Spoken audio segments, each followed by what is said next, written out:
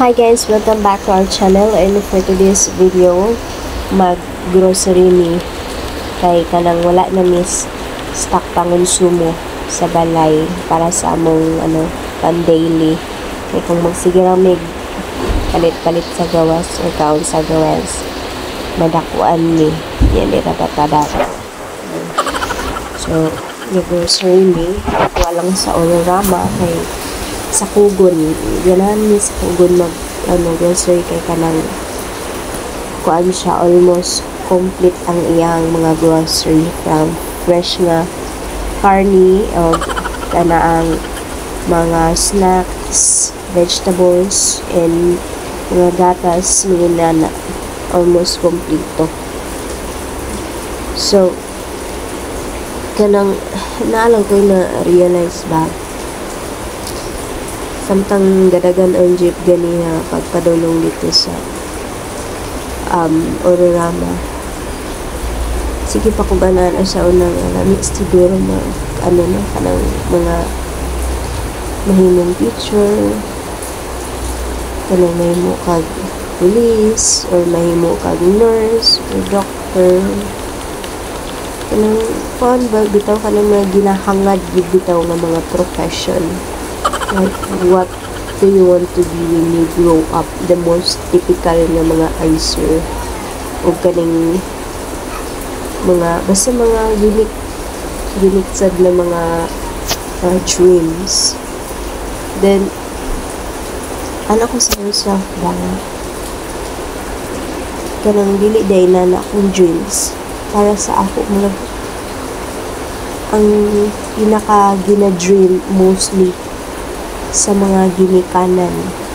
I'm not sure sa mga single na wala kay anak, but ako as experience parang lami naman na ay mag-dream as a housewife basta kay wala kay labad sa inyong pares unya kompleto ang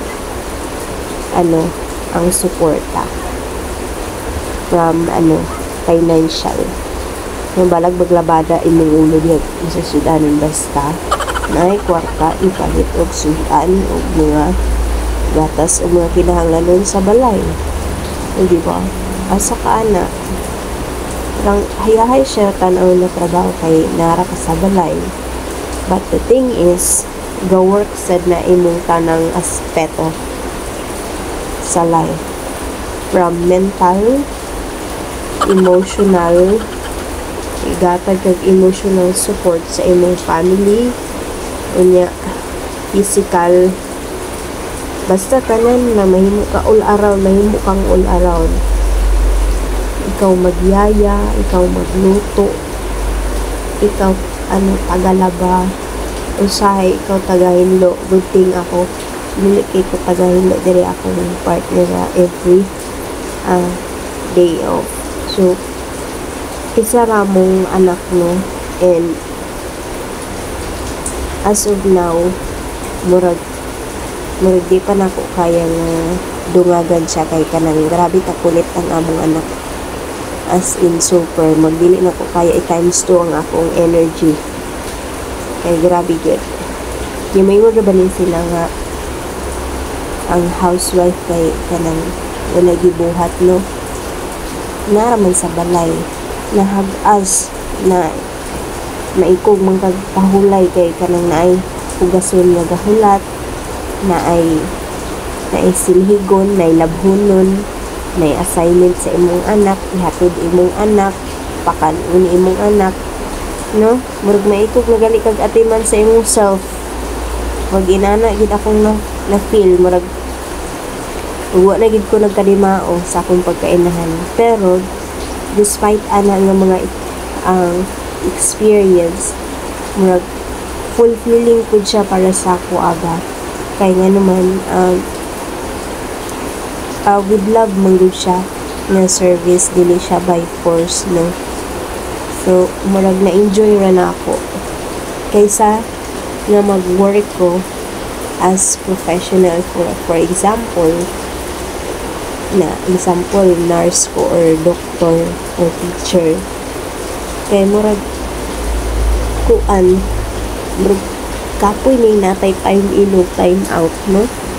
Kapoy siya niya murag basta murag kapoy ang nakay ginasunod nga mando.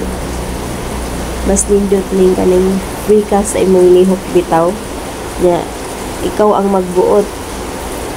Though being a housewife, wala siya sweldo, walay benefit, pero anytime man pud ka makarelax, no? For example, tapulan ka, feeling mo dili ganan magnihok-nihok sa di pa ulay sa ka, no? Di ka kailangan nga need ka mo bubakod sa'yo in case na lang kung naka-estudyante need ginani mong bubakod sa'yo. Pero mubo raman day ko kalipay ni.